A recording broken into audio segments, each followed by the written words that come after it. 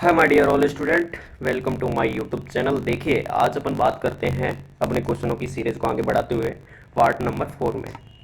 देखिए, संलग्नता, विनिमय एवं जीन प्रतिचित्रण से बनने वाले महत्वपूर्ण क्वेश्चनों की बात करेंगे। Linkage, crossing over and gene mapping.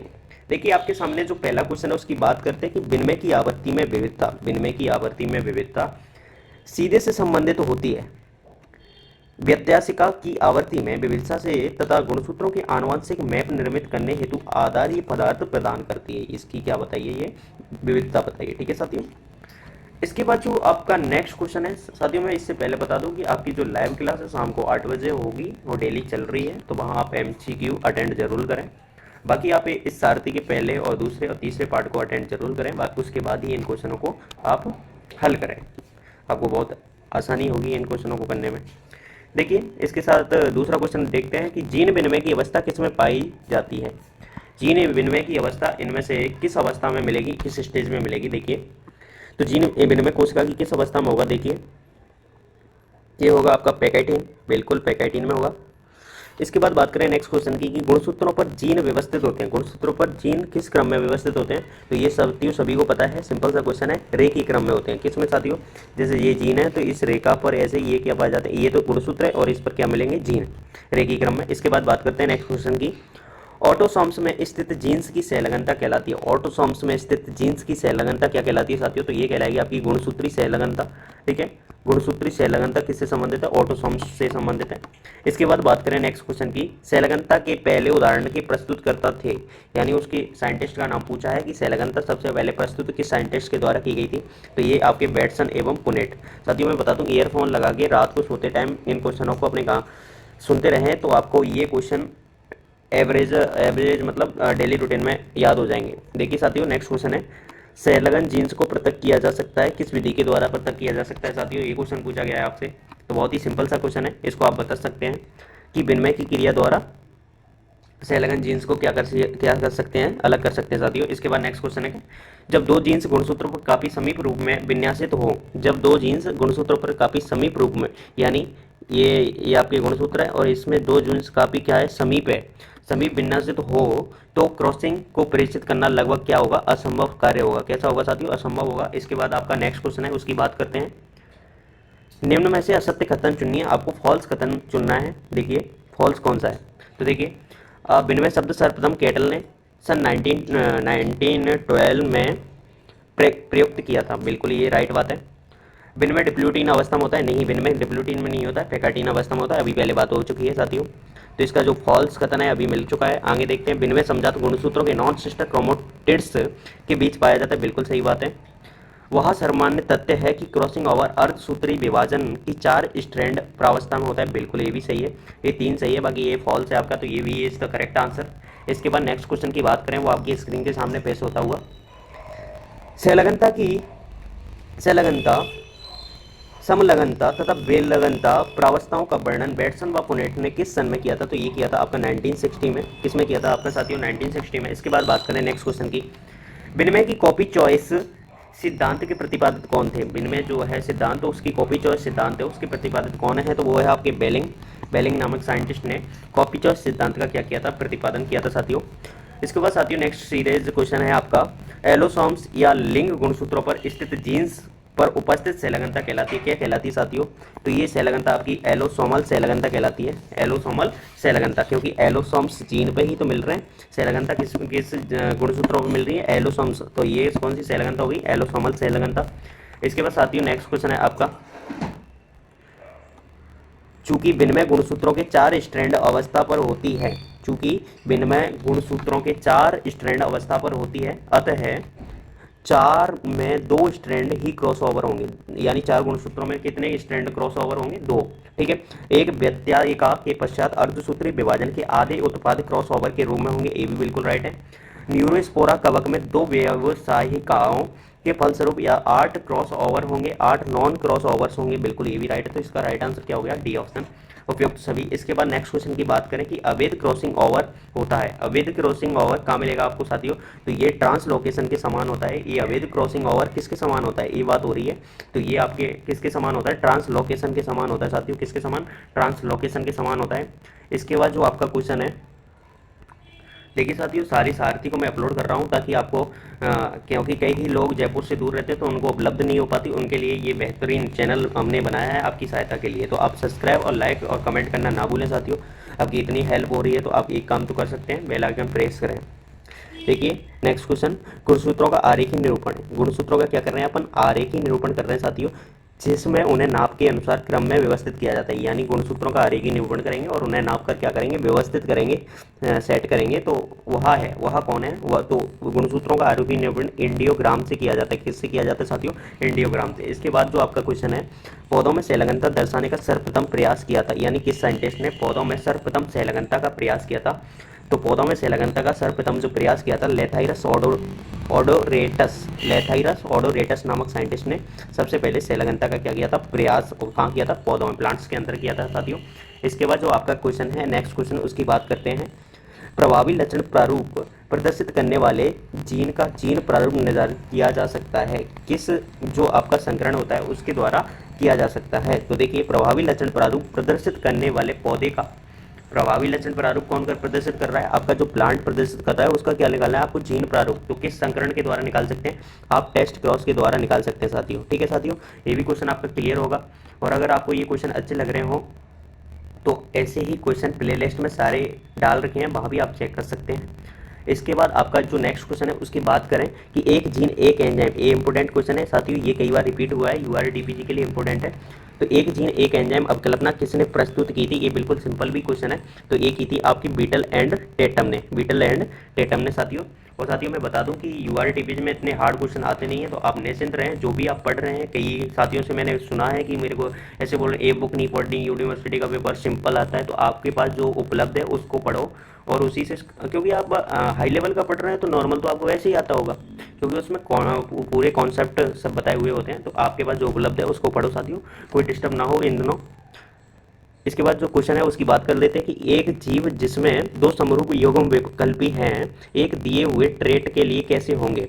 एक जीव जिसमें दो समरूप युग्म विकल्पी हैं, क्या है साथियों, दो समरूप युग्म विकल्पी हैं, एक दिए हुए ट्रेट के लिए कैसे होंगे। तो ये आपके समयुग्मजी होंगे साथियों, कैसे होंगे, समयुग्मजी होंगे। इसके बाद बात करें नेक्स्ट क्वेश्चन की, मेंडल अपने प्रयोगों में संलग्नता को नहीं पहचान सके। क्यों नहीं पहचान सके, मेंडल अपने प्रयोगों में संलग्नता को नहीं पहचान सके। क्यों नहीं पहचान सके साथियों, संलग्नता की खोज किसी अलग साइंटिस्ट ने की थी प्लांट में, और वो अभी साइंटिस्ट का नाम आपको मैंने बताया था, तो आपको अच्छी तरह आता होगा संलग्नता। और वो कब की थी, 1960 में। ठीक है साथियों, तो मेंडल क्यों नहीं पहचान सके संलग्नता को, तो ये क्यों नहीं पहचान सके, उनके द्वारा लिए गए लक्षण भिन्न भिन्न गुणसूत्रों पर स्थित थे।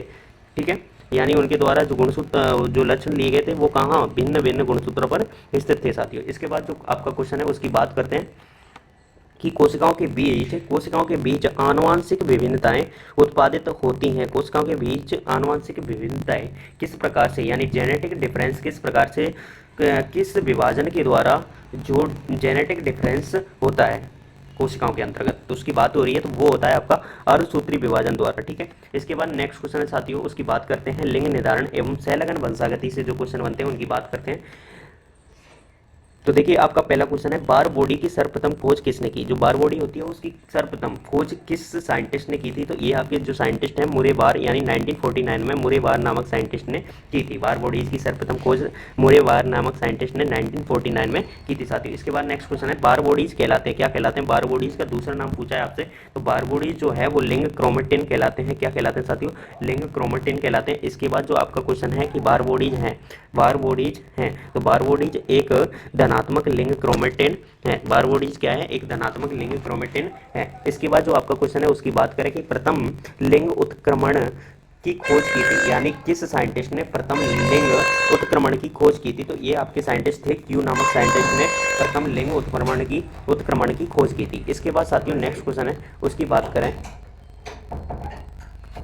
ड्रोसोफिला में लिंग निर्धारण निम्नलिखित में से मध्य में चैनिक बैलेंस द्वारा होता है। ड्रोसोफिला में लिंग निर्धारण निम्नलिखित में से निम्नलिखित के मध्य में चयनिक बैलेंस द्वारा होता है। तो ये साथियों एक्स एंड ऑटोसोम्स के समुच्चय द्वारा होता है। किसके साथ? एक्स एंड ऑटोसोम्स के समुच्चय द्वारा होता है। इसके बाद नेक्स्ट क्वेश्चन है कि लिंग विभेदन के लिए महत्वपूर्ण गुणसूत्र है। लिंग विभेदन के लिए जो महत्वपूर्ण गुणसूत्र है उसकी बात की जा रही है, तो वो कौन सा है लिंग विभेदन के लिए महत्वपूर्ण गुणसूत्र? ये इंपोर्टेंट क्वेश्चन है साथियों। तो ये है आपका लिंग गुणसूत्र।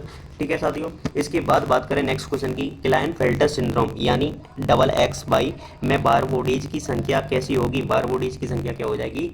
देखिए साथियों, क्योंकि एक्स बाई तो होता ही है और इसमें एक एक्स और डबल हो जाए तो उसमें एक ही तो बड़ा है, तो बार बॉडीज की संख्या क्या होगी? एक, यानी एक।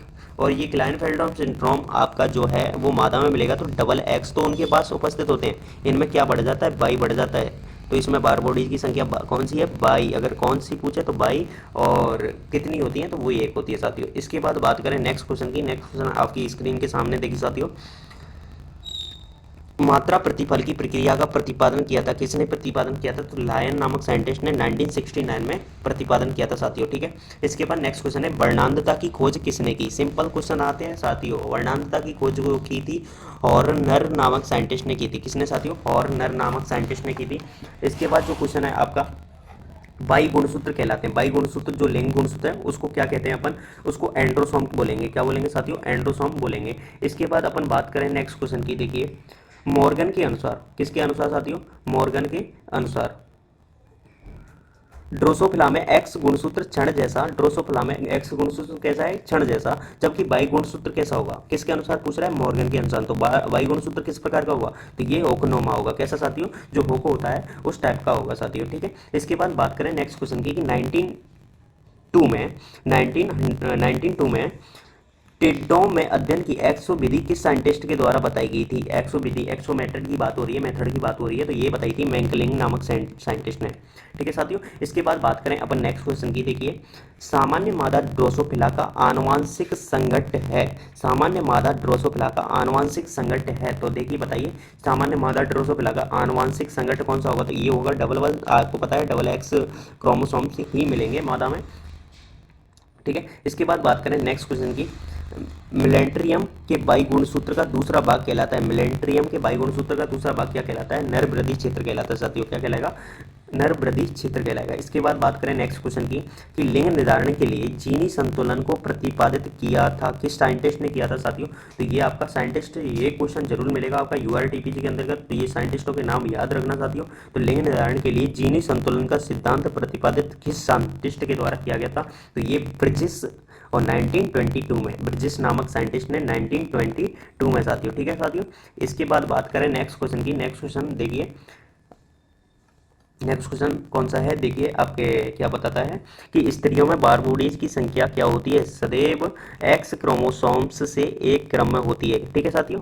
इसके बाद नेक्स्ट क्वेश्चन है, हैप्लोडिप्लाइडो को कहते हैं, हैप्लोडिप्लाइडो को कहते हैं, क्या कहेंगे साथियों? हैप्लोडिप्लाइडो को अपन अरहीनोटॉकी कहेंगे। क्या कहेंगे साथियों? अरहीनोटॉकी कहेंगे। इसके बाद बात करते हैं नेक्स्ट क्वेश्चन की कि एक लिंगाश्रयी पौधे के लिंग निर्धारण का अध्ययन किया था। एक लिंगाश्रयी यानी एक लिंग उपस्थित है किस पर? प्लांट पर। तो उसका जो लिंग निर्धारण का अध्ययन किया था वो किस साइंटिस्ट ने किया था? तो वो किया था वेस्टरगार्ड तथा वार्निक ने। वेस्टरगार्ड तथा वार्निक नामक साइंटिस्ट ने एक लिंगाश्रयी पौधे पर लिंग निर्धारण का अध्ययन किया था साथियों। इसके बाद जो आपका क्वेश्चन है उसकी भी बात कर लेते हैं। देखिए कौन से टॉपिक से बनते हैं। नेक्स्ट जो क्वेश्चन बनते हैं वो उत्परिवर्तन यानी म्यूटेशन एंड आनुवांशिकी के सिद्धांत से बनने वाले क्वेश्चनों की बात करते हैं। तो देखिए आपकी स्क्रीन के सामने इससे बनने वाले महत्वपूर्ण क्वेश्चनों की बात करें कि जीन में उत्परिवर्तन की इकाई कहलाती है। जीन में उत्परिवर्तन की इकाई क्या कहलाएगी? तो जीन में क्या है रहा है साथियों? उत्परिवर्तन हो रहा है, तो वो उत्परिवर्तन की इकाई क्या कहलाएगी साथियों? तो वो आपकी कहलाएगी म्यूटॉन। ठीक है। जीन में उत्परिवर्तन की इकाई क्या कहलाएगी? म्यूटॉन। अगर आपसे पूछ ले उत्परिवर्तन कहाँ होता है तो जीन के अंतर्गत, और सीधा पूछ ले तो म्यूटॉन। ठीक है साथियों। इसके बाद नेक्स्ट क्वेश्चन है, प्रेरित उत्परिवर्तन लाभदायक है, यानी जो प्रेरित उत्परिवर्तन होता है वो किसके लिए लाभदायक है? तो वो साथियों उन्नत किस्मों के परिवर्तन में, उन्नत किस्मों के परिवर्तन में प्रेरित उत्परिवर्तन लाभदायक है साथियों। इसके बाद जो आपका क्वेश्चन है उसकी भी बात कर लेते हैं। ड्रोसोफिला में दिखाई देने वाले ऑटोसोमल उत्परिवर्तन पहुंचाए जाते हैं। ड्रोसोफिला में दिखाई देने वाले ऑटोसोमल उत्परिवर्तन पहचाने जाते हैं तो किस विधि के द्वारा पहचाने जाते हैं? किसमें? ड्रोसोफिला में। कौन से ऑटोसोमल उत्परिवर्तन पहचाने जाते हैं तो किस विधि के द्वारा? मूलर पंच विधि के द्वारा साथियों। कौन सी विधि के द्वारा? मूलर पंच विधि के द्वारा साथियों। इसके बाद नेक्स्ट क्वेश्चन की बात करें कि म्यूटेशन को सर्वप्रथम बताया था, यानी म्यूटेशन जो है, उत्परिवर्तन जो है, उसको सर्वप्रथम किस साइंटिस्ट ने बताया था? तो ये आपका डी बीज ने बताया था। बीजमैन नामक जो साइंटिस्ट ने, उसने सर्वप्रथम उत्परिवर्तनवाद का सिद्धांत भी दिया था। देखिए इसके बाद नेक्स्ट क्वेश्चन की बात करें कि स्वबहुगुणिता प्रदर्शित करता है, यानी स्वबहुगुणिता निम्नलिखित में से प्रदर्शित करता है तो सामान्य बहुगुणता को अपन स्वबहुगुणता कहते हैं। अगर क्वेश्चन आ जाए कि स्वबहुगुणता का दूसरा नाम क्या है तो सामान्य बहुगुणता को ही अपन स्वबहुगुणता बोलते हैं साथियों।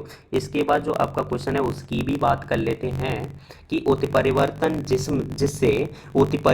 जिससे 50% वाहक जीवधारियों की मृत्यु हो जाती है।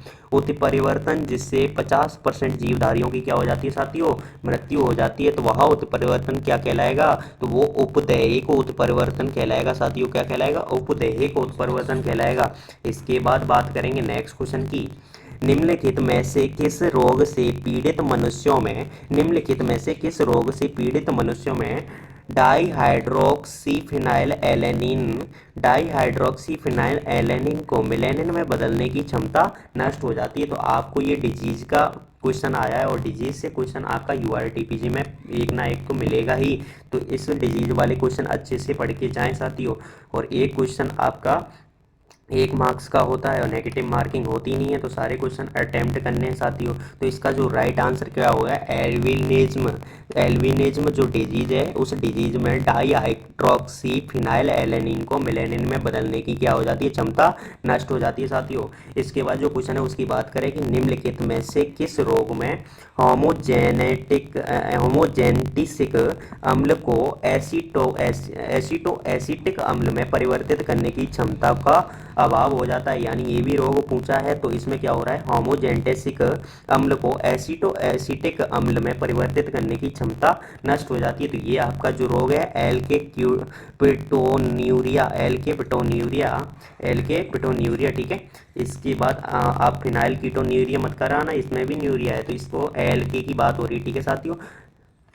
इसके बाद जो आपके क्वेश्चन है वो नेक्स्ट क्वेश्चन की बात करें कि एक प्यूरिन द्वारा दूसरे प्यूरिन का प्रतिस्थापन क्या कहलाएगा? अगर एक प्यूरिन आपका क्या है? 4 है और उसी दूसरे प्यूरिन को क्या कर रहे हैं? प्रतिस्थापित कर रहे हैं। प्यूरिन की जगह क्या ला रहे हैं? प्यूरिन ला रहे हैं। तो इस प्रतिस्थापन को क्या कहेंगे साथियों? तो ट्रांजिशन कहेंगे। क्या कहेंगे साथियों?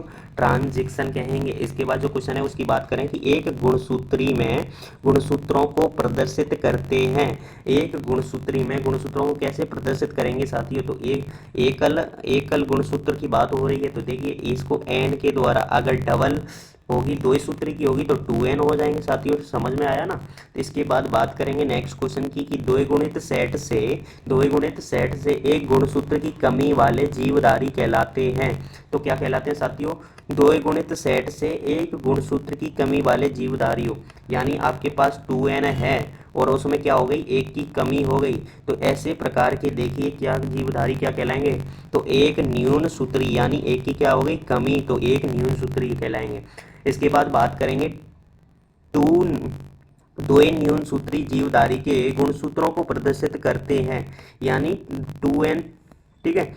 और 2n में कितनी हो रही है? 2 की न्यूनता हो रही है, तो 2n-2। तो इसका राइट आंसर हो जाएगा क्या? 2n-2। D option is the correct answer. इसके बाद जो आपका क्वेश्चन है उसकी बात कर लेते हैं कि ड्रोसोफिला में एक्स किरणों द्वारा उत्परिवर्तन प्रेरित करने के लिए नोबेल पुरस्कार मिला था। यानी ड्रोसोफिला में एक्स क्या किया था? उत्परिवर्तन किया था, यानी म्यूटेशन प्रेरित किया था। तो इसके लिए जो नोबेल पुरस्कार मिला था वो एच.जे. मूलर को मिला था 1927 में। कब मिला था साथियों? 1927 में। इसके बाद बात करें नेक्स्ट क्वेश्चन की कि स्टैडलर ने प्रेरित करने के लिए उत्परिवर्तन उत्परिवर्तन प्रेरण के लिए एक्स किरणों का प्रयोग किया था। यानी जो साइंटिस्ट है स्टैंडलर ने प्रेरित करने के लिए उत्परिवर्तन प्रेरण के लिए एक्स किरणों का प्रयोग किस पादप पर किया था, तो वो जौ का पादप था। किसका साथियों?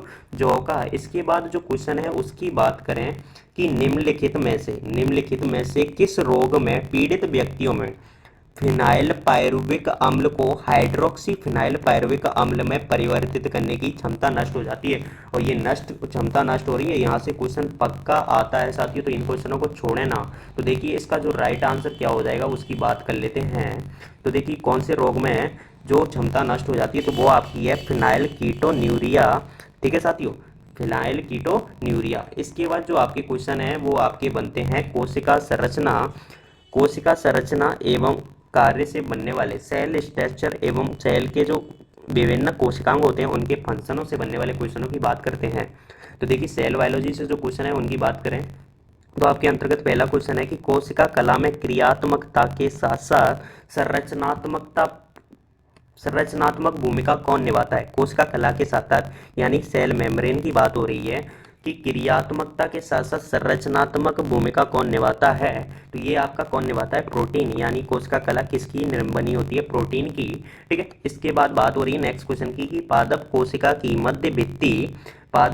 की किसकी मध्य भित्ति कैल्शियम तथा मैग्नीशियम के पेक्टिड की बनी होती है।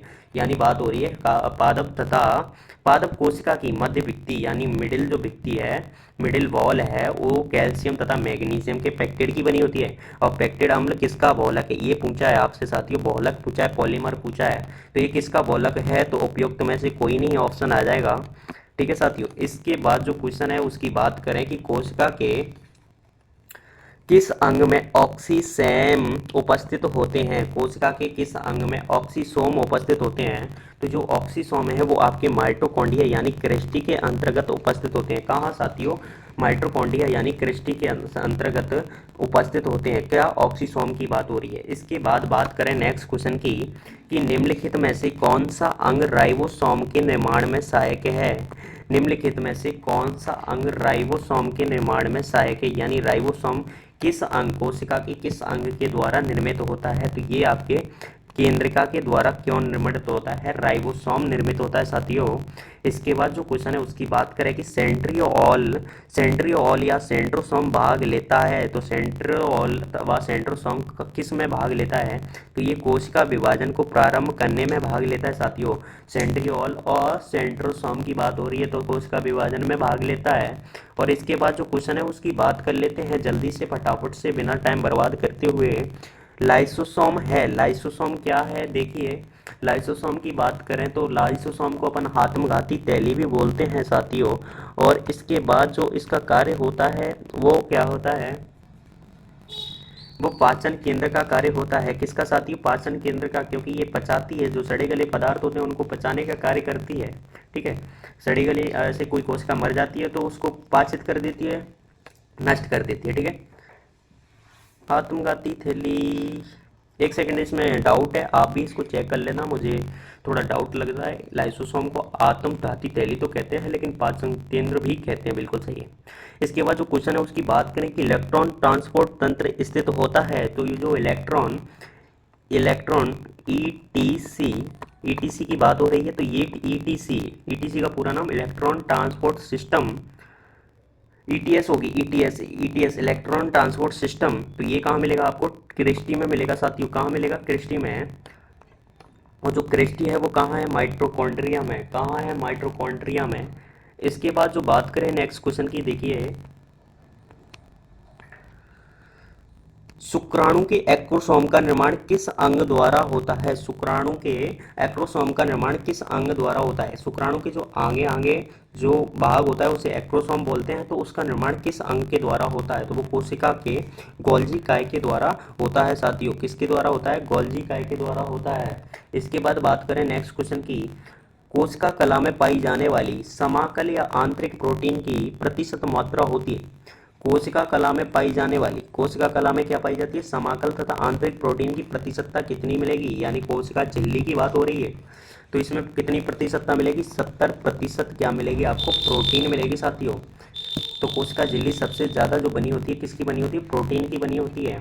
इसके बाद जो क्वेश्चन है उसकी बात करें कि कोशिका कला का तरल मौजिक मॉडल किसने दिया था। तो जो कोशिका कला है उसका जो तरल मौजिक मॉडल है वो किस साइंटिस्ट ने किया था, तो सिंगर व निकोलस का सिद्धांत है तरल मौजिक मॉडल। ठीक है, वो किया सिद्धांत किसके लिए दिया था, कोशिका कला की संरचना के लिए दिया गया था। इसके जो बाद जो नेक्स्ट क्वेश्चन है उसकी बात करें साथियों, पेशियां कोशिकाओं के कैल्शियम के एकत्रीकरण एवं मुक्त हेतु विशेषीकृत अंग हैं। पेशियां कोशिकाओं में कैल्शियम के एकत्रीकरण एवं मुक्त हेतु विशेषीकृत अंग हैं। तो जो आपका अंग है वो चिकनी अंतःप्रदबी जालिका यानी ईआर एंडोप्लाज्मिक रेटिकुलम। इसके बाद बात करें नेक्स्ट क्वेश्चन की, फोटोफॉस्फोरिलेशन क्रिया होती है, तो ये क्रिया किस अंग में मिलेगी, फोटोफॉस्फोरिलेशन। तो आप सभी को पता है जो फोटोफॉस्फोरिलेशन यानी प्रकाश संश्लेषण की बात हो रही है तो वो प्लांट के अंदर मिलेगी, और प्लांट के अंदर जो कहाँ मिलेगी, हरित लवकों में, यानी लवक इसका राइट आंसर हो जाएगा। इसके बाद बात करें नेक्स्ट क्वेश्चन की कि सिंगर व निकोलसन द्वारा कोशिका कला के संदर्भ में किया था तरल मौजिक मॉडल निम्नलिखित में से किसके लिए उपयोगी है। तो कौन सी कोशिकाओं के लिए दिया गया था, तो ये दिया गया था यूकैरियोटिक एंड प्रोकैरियोटिक दोनों कोशिकाओं के लिए। तो इसका राइट आंसर हो गया ए एंड बी, यानी C option is the correct answer. इसके बाद बात करें नेक्स्ट क्वेश्चन की, पादप कोशिका में कोशिका कला के चारों ओर उपस्थित कोशिका भित्ति किस पदार्थ की बनी होती है। तो जो कोशिका भित्ति की बात हो रही है वो किसकी बनेगी, कहाँ, प्लांट की बात हो रही है साथियों। तो प्लांट में जो कोशिका भित्ति है वो किसकी बनी होती है, वो सेलुलोज की बनी होती है। ठीक है साथियों, इसके बाद जो क्वेश्चन है वो आपके सामने है कि पक्ष रूपांतरण उपस्थित होता है।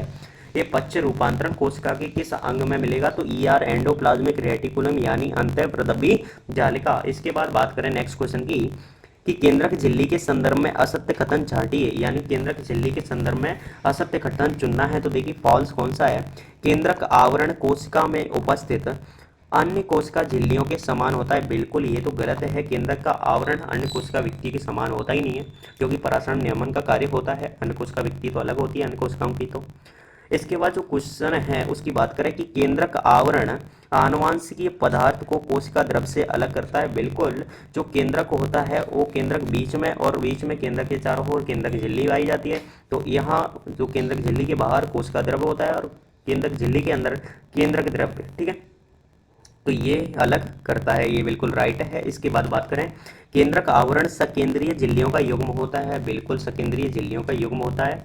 केंद्रक आवरण क्षेत्रयुक्त होता है, बिल्कुल ये भी सही बात है। तो इसका जो फॉल्स कथन है वो ये ऑप्शन है, यानी ये option is the right answer. इसके बाद साथियों नेक्स्ट क्वेश्चन है उसकी भी बात कर लेते हैं। कोशिका का आंतरिक कंकाल बना होता है, यानी जो कोशिका है उसका आंतरिक कंकाल किसका बना होता है साथियों, तो वो बना होता है microtubules, intermediate filament and microfilament का बना होता है साथियों। तो इसका राइट आंसर क्या हो गया, ए ऑप्शन हो गया। इसके बाद बात करें कि कोशिका कला के संबंध में सही कथन छांटिए, कोशिका कला के संबंध में यानी कोशिका झिल्ली के संबंध में सही कथन चूज करना है। तो देखिए यहाँ कोशिका के बाहर या भीतर पदार्थों की गति का नियंत्रण करती है कोशिका कला, सही कथन चुनना है, बिल्कुल करती है साथियों। यहाँ प्रोटीन तथा फास्फोलिपिड की बनी होती है, बिल्कुल बनी होती है, तो ये तो दोनों सही है। बाकी तीसरा फोन नंबर देख लेते हैं कि यहाँ जंतु कोशिका में कोशिका भित्ति से गिरी होती है। जंतु कोशिका में पहली बात तो कोशिका भित्ति पाई नहीं जाती है, ये प्लांट सेल में मिलेगी। तो इसका जो फॉल्स कथन है वो डी ऑप्शन हो जाएगा, ठीक है साथियों। इसके बाद जो क्वेश्चन है उसकी बात करें नेक्स्ट क्वेश्चन कि आरएनए अणु जो उत्प्रेरक की क्रिया को रोकता है, ठीक है, कहलाता है। आरएनए जो अणु है वो कौन सा है जो उत्प्रेरक की क्रिया को रोकता है, तो वो आपका हो जाएगा राइबोजाइम। कौन सा साथियों, राइबोजाइम। इसके बाद जो क्वेश्चन है उसकी बात करें कि दो कोशिकाओं के मध्य कोशिका कला में उपस्थित स्थूली धब्बे क्या कहलाते हैं। दो कोशिकाएं हैं, उनकी कोशिका कला के मध्य उपस्थित जो स्थूली धब्बे हैं वो क्या कहलाएंगे साथियों, तो वो डेस्मोसोम्स कहलाएंगे। क्या कहलाएंगे साथियों, डेस्मोसोम्स कहलाएंगे। इसके बाद बात करें नेक्स्ट क्वेश्चन की, प्रोटीन रूपांतरण का कौन सा भाग अंतःप्रदबी जालिका में पूर्ण नहीं होता। प्रोटीन रूपांतरण का कौन सा भाग अंतःप्रदबी जालिका में पूर्ण नहीं होता, तो वो कौन सा, यूवी क्विनेशन, ठीक है साथियों, ये इसके पूरे सारे क्वेश्चन हो गए। इसके बाद जो नेक्स्ट टॉपिक है उससे बनने वाले क्वेश्चनों की बात करेंगे कि सेल साइकिल और सेल डिवीजन से जो क्वेश्चन बनते हैं उनकी बात करते हैं। तो देखिए जो आपका पहला क्वेश्चन है उनकी बात करें कि अर्धसूत्री विभाजन बहुत महत्वपूर्ण है। जो अर्धसूत्री विभाजन है वो कितना बहुत ही महत्वपूर्ण है। क्यों, ये क्वेश्चन पूछा है तो क्यों महत्वपूर्ण है? इससे आनुवांशिक विभिन्नता आती है, यानी अर्धसूत्री विभाजन जनन कोशिकाओं में मिलेगा और जनन कोशिकाओं में मिलने के कारण ही जो आनुवंशिक विभिन्नताएं आती हैं। इसके बाद बात करें अर्धसूत्री कोशिका विभाजन होता है तो ये मैंने अभी बता दी थी, जनन कोशिकाओं में मिलेगा साथियों। ठीक है, इसके बाद जो क्वेश्चन है उसकी भी बात कर लेते हैं कि मियोसिस के अंतर्गत संतति कोशिकाओं में गुणसूत्रों की संख्या, यानी मियोसिस की बात हो रही है और मियोसिस के बोलते हैं अर्धसूत्री विभाजन को, तो उसके अंतर्गत गुणसूत्रों की संख्या कैसी हो जाएगी साथियों? जैसा कि नाम से पता हो जाता है कि अर्ध यानी आधी हो जाती है। इसके बाद बात करें नेक्स्ट क्वेश्चन की कि कोशिका विभाजन की गति को तीव्र किया जा सकता है। कोशिका विभाजन की गति को तीव्र किया जाता है तो किस साइटोकाइनिन के द्वारा कोशिका विभाजन को क्या किया जा सकता है?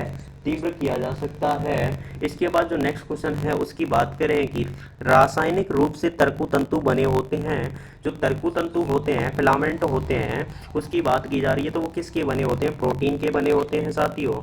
इसके बाद जो क्वेश्चन है उसकी बात करें कि समसूत्री विभाजन का